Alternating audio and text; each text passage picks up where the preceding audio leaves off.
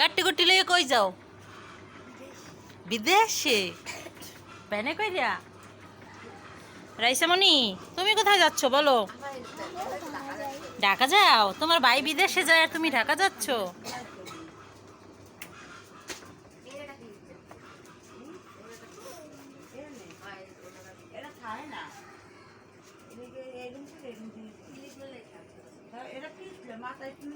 Tata, আল্লাহ হাফেজ।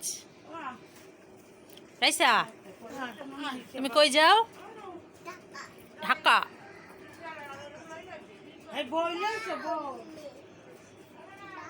কেন যাব? আমি তোমাকে দেখবো।